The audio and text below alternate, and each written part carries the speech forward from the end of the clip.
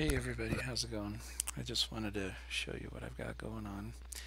I made a new PowerShell script. It shows, like, let's say this character here, right? See the position where he's at, 624, 2379. 624, 2379. So get coordinates. Whoops, I didn't actually enter the thing in there. There we go.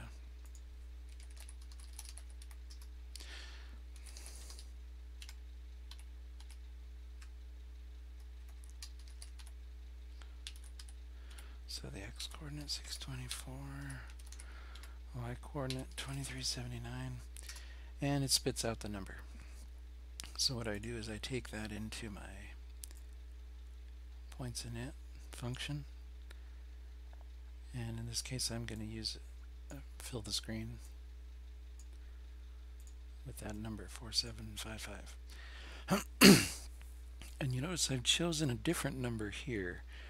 So in my fragment shader I've got a fourth case now, which is very similar to the third case, but what it does is right here, you see, first of all I get rid of the shadows kind of with a really quickie thing right here. If the background, not the background color, but if the color is 0, it discards it. And then I swapped the green and blue so that in actuality this character, excuse me, where to go? This character right here that's green will appear as blue. Excuse me. What I also added was a few extra Boolean values: animation, animated draw, and the fill draw. So down through here, everything pretty much stays the same. Excuse me, right here I added a fill draw and animated draw where they draw the VAO 6 and 7, the points. I expanded this to include not fill draw or not animated draw. And then we come down here in the update stuff, we actually update the 7th index in the R list in VBO 7. So the points init gets expanded a little bit down here. So after the logo, then we do the fill the screen initialization right here. Add 0.6. I just fill the screen.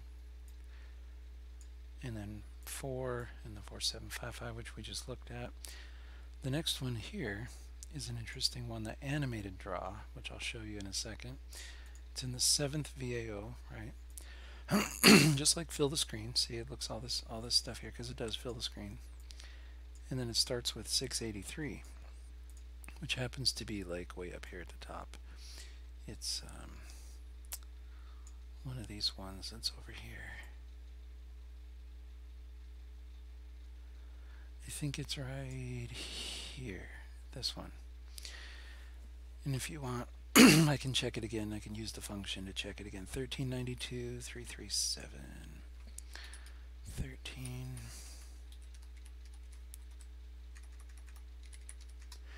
683, which in fact it is 683.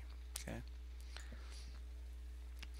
So, oh, and just so you know, this function, the main thing, excuse me, the main thing that makes this work is using the .NET math floor function, because I multiply by the y coordinate divided by the size of the y times 64, and then the math gets floored on the x coordinate, and we're good. So as I'm using that particular graphic, I can just find a spot anywhere on the graphic and it'll reference the beginning point for the fragment shader. Kind of a little mathematical thing. Anyway, sorry I keep clearing my throat. So animated draw in the points move. This is the points move function.